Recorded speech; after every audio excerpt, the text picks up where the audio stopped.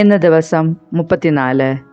ഇന്ന് വായിക്കുന്ന വചനഭാഗങ്ങൾ: പുറപ്പാട് അദ്ധ്യായം 12, ലേവ്യർ അദ്ധ്യായം 9, സങ്കീർത്തനങ്ങൾ അദ്ധ്യായം 114. പുറപ്പാട് അദ്ധ്യായം 12. പെസഹ ആചരിക്കുക. കർത്താവ് ഈജിപ്തിൽ വെച്ച് മോശയോടും അഹ്റോനോടും അരുൾ ചെയ്തു: ഈ മാസം നിങ്ങൾക്ക് വർഷത്തിൻ്റെ ആദ്യ മാസമായിരിക്കണം.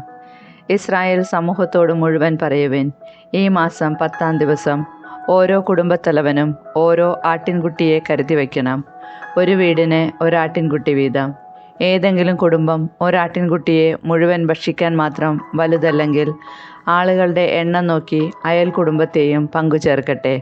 ഭക്ഷിക്കാനുള്ള കഴിവ് പരിഗണിച്ച് വേണം ഒരാടിന് വേണ്ട ആളുകളുടെ എണ്ണം നിശ്ചയിക്കാൻ. കോലാടുകളിൽ നിന്നോ ചെമ്മരിയാടുകളിൽ നിന്നോ ആട്ടിൻകുട്ടിയെ തിരഞ്ഞെടുത്തുകൊള്ളുക. എന്നാൽ അത് 1 വയസ്സുള്ളതും ഊനമറ്റതുമായ മുട്ടാടായിരിക്കണം. ഈ മാസം 14-ാം ദിവസം വരെ അതിനെ സൂക്ഷിക്കണം. ഇസ്രായേൽ സമൂഹം മുഴുവൻ തങ്ങളുടെ ആട്ടിൻകുട്ടികളെ അന്ന് സന്ധ്യയ്ക്ക് കൊല്ലണം. അതിൻ്റെ രക്തത്തിൽ നിന്ന് കുറച്ചെടുത്ത് ആടിനെ ഭക്ഷിക്കാൻ കൂടിയിരിക്കുന്ന വീടിൻ്റെ 2 കട്ടിളക്കാലിലും മേൽപ്പടിയിലും പുരട്ടണം. അവർ അതിൻ്റെ മാംസം തീയിൽ ചുട്ട് പുളിപ്പില്ലാത്ത അപ്പവും കയ്പുള്ള ഇലകളും കൂട്ടി അന്ന് രാത്രി ഭക്ഷിക്കണം. ചുട്ടല്ലാതെ പച്ചയായോ വെള്ളത്തിൽ വേവിച്ചോ ഭക്ഷിക്കരുത്. അതിനെ മുഴുവനും തലയും കാലും ഉൾഭാഗവുമടക്കം ചുട്ടു ഭക്ഷിക്കണം. പ്രഭാതമാകുമ്പോൾ അതിൽ യാതൊന്നും അവശേഷിക്കരുത്. എന്തെങ്കിലും മിച്ചം വന്നാൽ തീയിൽ ദഹിപ്പിക്കണം. ഇപ്രകാരമാണ് അത് ഭക്ഷിക്കേണ്ടത്. അരമുറുക്കി ചെരുപ്പുകൾ അണിഞ്ഞ് വടി കയ്യിലേന്തി തിടുക്കത്തിൽ ഭക്ഷിക്കണം. കാരണം അത് കർത്താവിൻ്റെ പെസഹായാണ്. ആ രാത്രി ഞാൻ ഈജിപ്തിലൂടെ കടന്നു പോകും. ഈജിപ്തിലെ മനുഷ്യരുടെയും മൃഗങ്ങളുടെയും ആദ്യജാതരെയെല്ലാം ഞാൻ സംഹരിക്കും. ഈജിപ്തിലെ ദേവന്മാർക്കെല്ലാം എതിരായി ഞാൻ ശിക്ഷാവിധി നടത്തും. ഞാനാണ് കർത്താവ്. കട്ടിളയിലുള്ള രക്തം നിങ്ങൾ ആ വീട്ടിൽ താമസിക്കുന്നുവെന്നതിൻ്റെ അടയാളമായിരിക്കും. അത് കാണുമ്പോൾ ഞാൻ നിങ്ങളെ കടന്നുപോകും. ഞാൻ ഈജിപ്തിനെ പ്രഹരിക്കുമ്പോൾ ആ ശിക്ഷ നിങ്ങളെ ബാധിക്കുകയില്ല. ഈ ദിവസം നിങ്ങൾക്ക് ഒരു സ്മരണാദിനമായിരിക്കട്ടെ. ഇത് തലമുറ തോറും കർത്താവിൻ്റെ തിരുനാളായി നിങ്ങൾ ആചരിക്കണം. ഇത് നിങ്ങൾക്ക് എന്നേക്കും ഒരു കൽപ്പനയായിരിക്കും. പുളിപ്പില്ലാത്ത അപ്പം. നിങ്ങൾ 7 ദിവസം പുളിപ്പില്ലാത്ത അപ്പം ഭക്ഷിക്കണം. 1-ാം ദിവസം തന്നെ നിങ്ങളുടെ വീടുകളിൽ നിന്ന് പുളിമാവ് നീക്കം ചെയ്യണം. 1 മുതൽ 7 വരെയുള്ള ദിവസങ്ങളിൽ ആരെങ്കിലും പുളിച്ച അപ്പം ഭക്ഷിച്ചാൽ അവൻ ഇസ്രായേലിൽ നിന്ന് വിച്ഛേദിക്കപ്പെടണം. 1-ാം ദിവസവും 7-ാം ദിവസവും നിങ്ങൾ വിശുദ്ധ സമ്മേളനം വിളിച്ചുകൂട്ടണം. ആ ദിവസങ്ങളിൽ വേല ചെയ്യരുത്. എന്നാൽ ഭക്ഷിക്കാനുള്ളത് പാകം ചെയ്യാം. പുളിപ്പില്ലാത്ത അപ്പത്തിൻ്റെ തിരുനാൾ നിങ്ങൾ ആചരിക്കണം. കാരണം ഈ ദിവസമാണ് ഞാൻ നിങ്ങളുടെ വ്യൂഹങ്ങളെ ഈജിപ്തിൽ നിന്ന് പുറത്തു കൊണ്ടുവന്നത്. നിങ്ങൾ തലമുറ തോറും ഈ ദിവസം ആചരിക്കണം. ഇത് എന്നേക്കുമുള്ള കൽപ്പനയാണ്. ആദ്യ മാസത്തിലെ 14-ാം ദിവസം സന്ധ്യ മുതൽ 21-ാം ദിവസം സന്ധ്യ വരെ നിങ്ങൾ പുളിപ്പില്ലാത്ത അപ്പം ഭക്ഷിക്കണം. നിങ്ങളുടെ വീടുകളിൽ 7 ദിവസത്തേക്ക് പുളിമാവ് കാണരുത്. ആരെങ്കിലും പുളിപ്പുള്ള അപ്പം ഭക്ഷിച്ചാൽ അവൻ വിദേശിയോ സ്വദേശിയോ ആകട്ടെ, ഇസ്രായേൽ സമൂഹത്തിൽ നിന്ന് വിച്ഛേദിക്കപ്പെടണം. പുളിപ്പിച്ച യാതൊന്നും നിങ്ങൾ ഭക്ഷിക്കരുത്. നിങ്ങൾ വസിക്കുന്നിടത്തെല്ലാം പുളിപ്പില്ലാത്ത അപ്പം മാത്രമേ ഭക്ഷിക്കാവൂ. ആദ്യത്തെ പെസഹ. മോശ ഇസ്രായേൽ ശ്രേഷ്ഠന്മാരെ വിളിച്ചു പറഞ്ഞു: കുടുംബങ്ങളുടെ കണക്കനുസരിച്ച് നിങ്ങൾ പെസഹ ആട്ടിൻകുട്ടികളെ തെരഞ്ഞെടുത്ത് കൊല്ലുവിൻ. പാത്രത്തിലുള്ള രക്തത്തിൽ ഹീസോപ്പ് കമ്പ് മുക്കി 2 കട്ടിളക്കാലുകളിൽ മേലും മേൽപ്പടിയിലും തളിക്കുവിൻ. പ്രഭാതമാകുന്നതുവരെ ആരും വീടിന് പുറത്തു പോകരുത്. എന്തെന്നാൽ ഈജിപ്തുകാരെ സംഹരിക്കുന്നതിനു വേണ്ടി കർത്താവ് കടന്നുപോകും. എന്നാൽ നിങ്ങളുടെ മേൽപ്പടിയിലും 2 കട്ടിളക്കാലുകളിലും രക്തം കാണുമ്പോൾ കർത്താവ് നിങ്ങളുടെ വാതിൽ പിന്നിട്ട് കടന്നുപോകും. സംഹാരദൂതൻ നിങ്ങളുടെ വീടുകളിൽ പ്രവേശിച്ച് നിങ്ങളെ വധിക്കാൻ അവിടുന്ന് അനുവദിക്കുകയില്ല. ഇത് നിങ്ങളും നിങ്ങളുടെ സന്തതികളും എക്കാലവും ഒരു കൽപ്പനയായി ആചരിക്കണം. കർത്താവ് തൻ്റെ വാഗ്ദാനമനുസരിച്ച് നിങ്ങൾക്ക് തരുന്ന സ്ഥലത്ത് ചെന്നു ചേർന്നതിന് ശേഷവും ഈ കർമ്മം ആചരിക്കണം. ഇതിൻ്റെ അർത്ഥമെന്താണെന്ന് നിങ്ങളുടെ മക്കൾ ചോദിക്കുമ്പോൾ പറയണം: ഇത് കർത്താവിനർപ്പിക്കുന്ന പെസഹാ ബലിയാണ്. അവിടുന്ന് ഈജിപ്തിലുണ്ടായിരുന്ന ഇസ്രായേൽക്കാരുടെ ഭവനങ്ങൾ കടന്നുപോയി.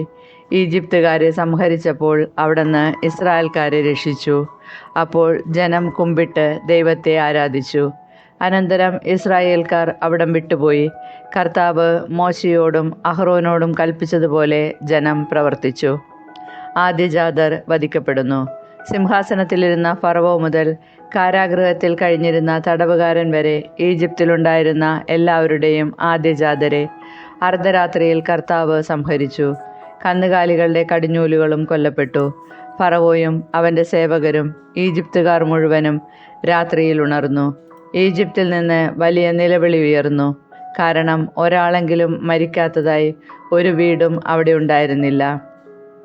ഫറവോ രാത്രിയിൽ തന്നെ മോശയെയും അഹ്റോനെയും വിളിച്ചു പറഞ്ഞു, നിങ്ങൾ എൻ്റെ ജനത്തിൻ്റെ ഇടയിൽ നിന്ന് പോകുവിൻ. നിങ്ങളും ഇസ്രായേൽക്കാർ മുഴുവനും നിങ്ങൾ പറഞ്ഞതുപോലെ പോയി കർത്താവിനെ ആരാധിക്കുവിൻ. നിങ്ങൾ ആവശ്യപ്പെട്ടതുപോലെ നിങ്ങളുടെ ആടുമാടുകളെയും കൊണ്ടുപോകുവിൻ. എന്നെ അനുഗ്രഹിക്കുകയും ചെയ്യുവിൻ. കഴിവതും വേഗം രാജ്യത്തിന് പുറത്തു കടക്കാൻ ഈജിപ്തുകാർ ജനത്തെ നിർബന്ധിച്ചു. അവർ പറഞ്ഞു, ഞങ്ങൾ മരിച്ചുകൊണ്ടിരിക്കുകയാണ്. കുഴച്ച മാവ് പുളിപ്പിക്കുന്നതിന് മുമ്പ് തന്നെ പാത്രത്തോടെ എടുത്ത് ജനം തങ്ങളുടെ തോൾമുണ്ടിൽ പൊതിഞ്ഞു.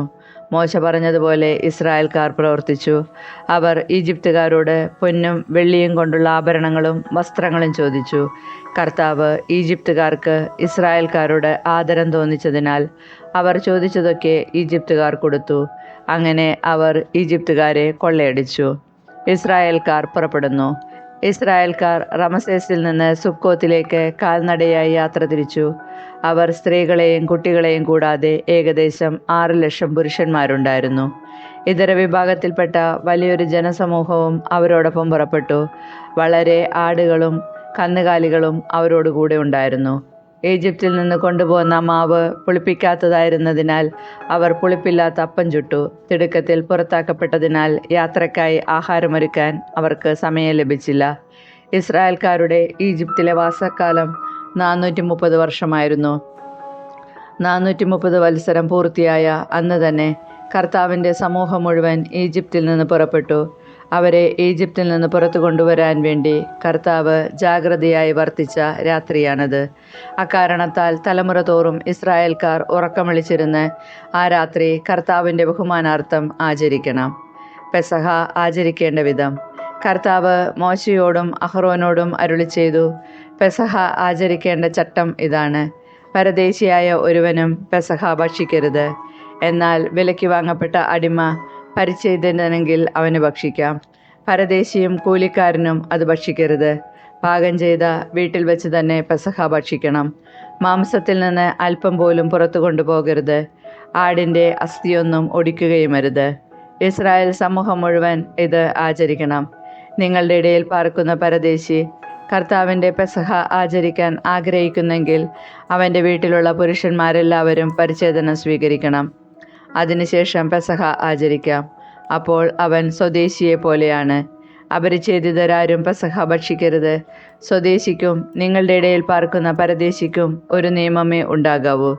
ഇസ്രായേൽക്കാർ എല്ലാവരും അപ്രകാരം പ്രവർത്തിച്ചു. കർത്താവ് മോശയോടും അഹ്റോനോടും പറഞ്ഞതുപോലെ അവർ ചെയ്തു. ആ ദിവസം തന്നെ കർത്താവ് ഇസ്രായേൽ ജനത്തെ നിരനിരയായി ഈജിപ്തിൽ നിന്ന് പുറത്തേക്ക് കൊണ്ടുവന്നു. ലേവ്യർ അധ്യായം 9. പുരോഹിത ശുശ്രൂഷ. 8-ാം ദിവസം മോശ അഹ്റോനെയും പുത്രന്മാരെയും ഇസ്രായേലിലെ ശ്രേഷ്ഠന്മാരെയും വിളിച്ചു.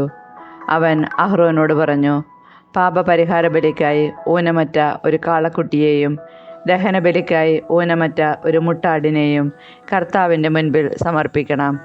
ഇസ്രായേൽ ജനത്തോട് പറയുക, പാപപരിഹാര ബലിക്കായി ഒരു കോലാട്ടിൻ മുട്ടനെയും ദഹനബലിക്കായി 1 വയസ്സുള്ളതും ഊനമറ്റതുമായ ഒരു കാളക്കുട്ടിയെയും ഒരു ചെമ്മരിയാടിനെയും സമാധാന ബലിക്കായി ഒരു കാളയെയും ഒരു മുട്ടാടിനെയും കർത്താവിൻ്റെ മുൻപിൽ ബലിയർപ്പിക്കാൻ കൊണ്ടുവരുവിൻ. എണ്ണ ചേർത്ത ഒരു ധാന്യബലിയും അർപ്പിക്കുവിൻ. എന്തെന്നാൽ കർത്താവ് ഇന്ന് നിങ്ങൾക്ക് പ്രത്യക്ഷപ്പെടും. മോശ ആവശ്യപ്പെട്ടതെല്ലാം അവർ സമാഗമ കൂടാരത്തിൻ്റെ വാതിൽക്കൽ കൊണ്ടുവന്നു. സമൂഹം മുഴുവൻ അടുത്തു വന്ന് കർത്താവിൻ്റെ സന്നിധിയിൽ നിലകൊണ്ടു. അപ്പോൾ മോശ പറഞ്ഞു, നിങ്ങൾ ചെയ്യണമെന്ന് കർത്താവ് കൽപ്പിച്ച കാര്യം ഇതാണ്. കർത്താവിൻ്റെ മഹത്വം നിങ്ങൾക്ക് പ്രത്യക്ഷപ്പെടും. മോശ അഹ്റോനോട് പറഞ്ഞു, ബലിപീഠത്തിങ്കലേക്ക് വന്ന് നിന്റെ പാപപരിഹാര ബലിയും ദഹനബലിയും അർപ്പിക്കുക. അങ്ങനെ നിനക്കും ജനങ്ങൾക്കുമായി പാപപരിഹാരം ചെയ്യുക. ജനങ്ങളുടെ കാഴ്ചകൾ സമർപ്പിച്ച് അവർക്ക് വേണ്ടി പാപപരിഹാരം ചെയ്യുക. ഇങ്ങനെയാണ് കർത്താവ് കൽപ്പിച്ചിരിക്കുന്നത്. അഹ്റോൻ ബലിപീഠത്തെ സമീപിച്ച് തൻ്റെ പാപപരിഹാര ബലിക്കുള്ള കാളക്കുട്ടിയെ കൊന്നു. അഹ്റോൻ്റെ പുത്രന്മാർ അതിൻ്റെ രക്തം അവൻ്റെ മുൻപിൽ കൊണ്ടുവന്നു. അവൻ വിരൽ രക്തത്തിൽ മുക്കി ബലിപീഠത്തിൻ്റെ കൊമ്പുകളിൽ പുരട്ടി. ശേഷിച്ച രക്തം ബലിപീഠത്തിന് ചുറ്റുമൊഴിച്ചു. കർത്താവ് മോശയോട് കൽപ്പിച്ചിരുന്നത് പോലെ ബലിമൃഗത്തിൻ്റെ മേധസ്സും വൃക്കകളും കരളിന് മുകളിലുള്ള നെയ്വലയും ബലിപീഠത്തിൽ വെച്ച് ദഹിപ്പിച്ചു. മാംസവും തൊലിയും പാളയത്തിന് വെളിയിൽ വെച്ച് അഗ്നിയിൽ ദഹിപ്പിച്ചു. അഹ്റോൻ ദഹനബലിക്കുള്ള മൃഗത്തെയും കൊന്നു. അവൻ്റെ പുത്രന്മാർ അതിൻ്റെ രക്തം അവൻ്റെ അടുക്കൽ കൊണ്ടുവന്നു. അവൻ അത് ബലിപീഠത്തിന് ചുറ്റും തളിച്ചു. ദഹനബലി മൃഗത്തിൻ്റെ കഷ്ണങ്ങളും തലയും അവർ അവൻ്റെ അടുത്ത് കൊണ്ടുവന്നു. അവൻ അത് ബലിപീഠത്തിൽ വെച്ച് ദഹിപ്പിച്ചു. അതിൻ്റെ ആന്തരിക അവയവങ്ങളും കാലുകളും കഴുകി അതിനോടൊപ്പം ബലിപീഠത്തിൽ വെച്ച് ദഹിപ്പിച്ചു. അതിനുശേഷം അവൻ ജനങ്ങളുടെ കാഴ്ച സമർപ്പിച്ചു. പാപപരിഹാര ബലിയായി അവർക്ക് വേണ്ടി ഒരു കോലാടിനെ കൊണ്ടുവന്ന് കൊന്നു. അതിനെ ആദ്യത്തേതിനെ പോലെ അർപ്പിച്ചു. അനന്തരം ദഹനബലി വസ്തു കൊണ്ടുവന്ന് വിധിപ്രകാരം സമർപ്പിച്ചു. പ്രഭാതത്തിലെ ദഹനബലിക്ക് പുറമെ ധാന്യബലിയും സമർപ്പിച്ചു. അതിൽ നിന്ന് ഒരു കൈനിറയെ എടുത്ത് ബലിപീഠത്തിൽ വെച്ച് ദഹിപ്പിച്ചു. അഹ്റോൻ ജനങ്ങൾക്ക് വേണ്ടി സമാധാന ബലിയായി കാളയെയും മുട്ടാടിനെയും കൊന്നു. പുത്രന്മാർ അതിൻ്റെ രക്തം അവൻ്റെ അടുക്കൽ കൊണ്ടുവന്നു. അവനത് ബലിപീഠത്തിന് ചുറ്റും തളിച്ചു. അവർ കാളയുടെയും മുട്ടാടിൻ്റെയും കൊഴുത്ത വാലും ആന്തരിക അവയവങ്ങളെ പൊതിഞ്ഞുള്ള മേധസ്സും വൃക്കകളും കരളിന്മേലുള്ള നെയ്വലയവും എടുത്തു. അവർ മേധസ് മൃഗങ്ങളുടെ നെഞ്ചിനു മീതെ വെച്ചു. അവൻ മേധസ് ബലിപീഠത്തിൽ വെച്ച് ദഹിപ്പിച്ചു. മോശ കൽപ്പിച്ചിരുന്നത് പോലെ നെഞ്ചും വലത്തെ കുറകും അഹ്റോൻ കർത്താവിൻ്റെ സന്നിധിയിൽ നീരാജനം ചെയ്തു. അതിനുശേഷം അഹ്റോൻ ജനത്തിൻ്റെ നേരെ കൈകളുയർത്തി അവരെ അനുഗ്രഹിച്ചു. പാപപരിഹാര ബലിയും ദഹനബലിയും സമാധാന ബലിയും അർപ്പിച്ചതിനു ശേഷം അവൻ ഇറങ്ങി വന്നു. മോശയും അഹ്റോനും സമാഗമ കൂടാരത്തിൽ പ്രവേശിച്ചു. പുറത്തിറങ്ങി വന്ന് അവർ ജനത്തെ ആശീർവദിച്ചു. അപ്പോൾ കർത്താവിൻ്റെ മഹത്വം ജനത്തിന് പ്രത്യക്ഷമായി. കർത്താവിൻ്റെ സന്നിധിയിൽ നിന്ന് അഗ്നി പുറപ്പെട്ട് ബലിപീഠത്തിലിരുന്ന ദഹനബലിയും മേധസ്സും ദഹിപ്പിച്ചു. ഇത് കണ്ടപ്പോൾ ജനമെല്ലാം ആർത്ത് വിളിച്ച് സാഷ്ടാംഗം വീണു. സങ്കീർത്തനങ്ങൾ അധ്യായം 114. ഈജിപ്തിൽ നിന്ന് പുറപ്പെട്ടപ്പോൾ. ഇസ്രായേൽ ഈജിപ്തിൽ നിന്ന് പുറപ്പെട്ടപ്പോൾ യാക്കോബിൻ്റെ ഭവനം അന്യഭാഷ സംസാരിക്കുന്ന ജനതകളുടെ ഇടയിൽ നിന്ന് പുറപ്പെട്ടപ്പോൾ യൂദ അവിടുത്തെ വിശുദ്ധ മന്ദിരവും ഇസ്രായേൽ അവിടുത്തെ സാമ്രാജ്യവും ആയി. അത് കണ്ട് കടൽ ഓടിയകന്നു. ജോർദാൻ പിൻവാങ്ങി. പർവ്വതങ്ങൾ മുട്ടാടുകളെപ്പോലെയും മലകൾ ആട്ടിൻകുട്ടികളെപ്പോലെയും തുള്ളിച്ചാടി. സമുദ്രമേ, ഓടിയകലാൻ നിനക്കെന്ത് പറ്റി? ജോർദാൻ, നീ എന്തിന് പിൻവാങ്ങുന്നു? പർവ്വതങ്ങളെ, നിങ്ങൾ മുട്ടാടുകളെപ്പോലെയും മലകളെ, നിങ്ങൾ കുഞ്ഞാടുകളെപ്പോലെയും തുള്ളുന്നതെന്തിന്? കർത്താവിൻ്റെ സന്നിധിയിൽ, യാക്കോബിൻ്റെ ദൈവത്തിൻ്റെ സന്നിധിയിൽ ഭൂമി വിറകൊള്ളട്ടെ. അവിടുന്ന് പാറയെ ജലാശയമാക്കി തീക്കല്ലിനെ നീരുറവയാക്കി.